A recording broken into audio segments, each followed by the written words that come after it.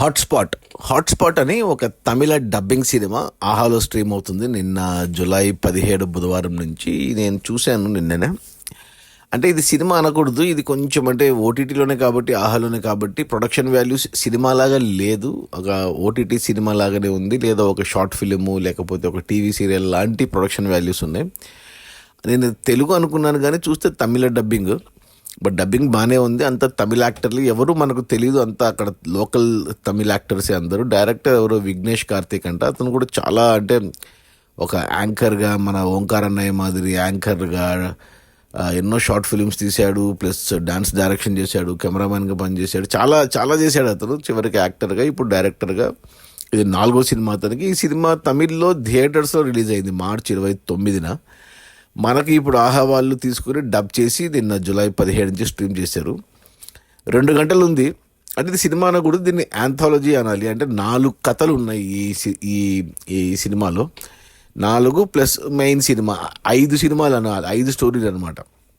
అంటే ఒక్కొక్క కథ ఒక్కొక్కటి సంబంధం ఉన్నది. 2వ కథకి, 3వ కథకి, 4వ కథకి. సో మనకి ఓటీటీలో పర్ఫెక్ట్ వ్యూవింగ్కి. బట్ స్టార్టింగ్లోనే 18+ అని వేశారు, అంటే అడల్ట్స్ ఓన్లీ అనేసి. సినిమా అంతా చూశాక నాకు కూడా అనిపించింది బిలో 18 చూడకూడదు, అంటే వద్దని చెప్తాను. కొద్దిగా 18+ చూడాలి ఈ సినిమాని, పెద్దలకు మాత్రమే. అది కూడా ఫ్యామిలీతో చూడలేము, ఇబ్బంది పడతాం.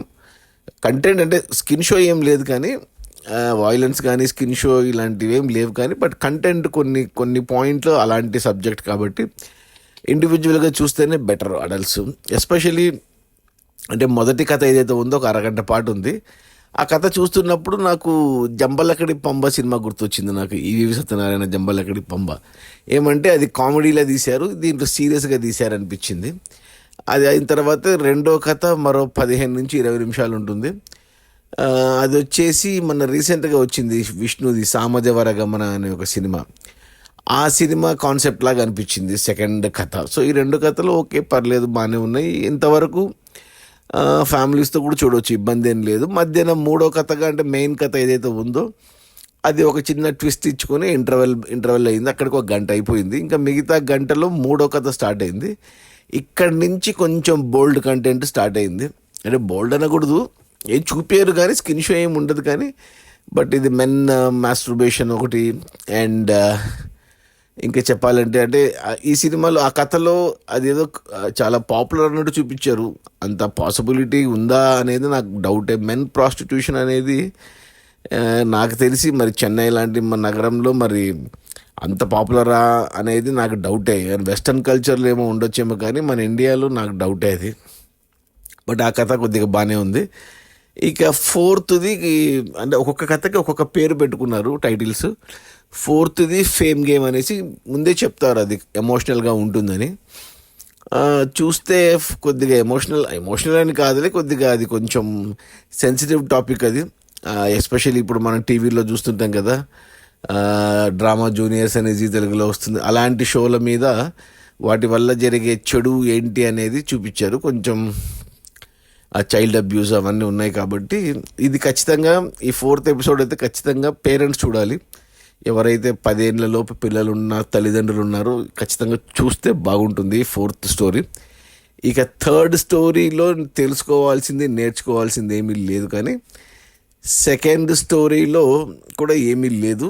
ఇక 1st స్టోరీ ఖచ్చితంగా ఎవరు చూడాలంటే పెళ్ళి కావాల్సిన ప్రతి అబ్బాయి ప్రతి అమ్మాయి చూడాలి. సో 1 and 4 కొద్దిగా మెసేజ్ ఉంది, సోషల్ మెసేజ్ ఉంది, కొద్దిగా మీనింగ్ఫుల్గా ఉంది. 2 and 3 జస్ట్ టైం పాస్ అంతే. బట్ చెప్పిన విధానం నేను అనుకోలేదు ఇంత బాగుంటుందని. టైటిల్ చూసి ఏదో తిక్క సినిమా అనుకున్నా కానీ టైటిల్ కొద్దిగా మంచి టైటిల్ పెట్టింటే బాగుండు. హాట్స్పాట్ బదులు, అంటే హాట్స్పాట్ అనేది ఆ సినిమా కథలే కొద్దిగా మీనింగ్ఫుల్లే.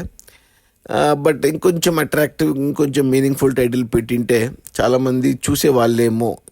ఇప్పుడు ఇది బాగుంది అని తెలిసిన వాళ్ళు మాత్రమే చూస్తారు, మిగతా వాళ్ళు చూడరు. ఎందుకంటే తెలిసిన యాక్టర్ లేడు, తెలిసిన డైరెక్టర్ కాదు, తెలిసిన ప్రొడ్యూసర్ కాదు, తెలిసిన మ్యూజిక్ డైరెక్టర్ కాదు. సో అంత కొత్త వాళ్ళే, ప్లస్ దానితో తమిళ డబ్బింగ్. సో ఎవరన్నా చెప్తేనే చూస్తారు, ఎవరైనా బాగుంది. నేనైతే బాగుందని చెప్తాను, ఇది చూడమని చెప్తాను, బట్ ఇండివిజువల్గా చూడమని చెప్తాను. అండ్ 18+కే రికమెండేషన్ ఈ హాట్స్పాట్ అనే సినిమా.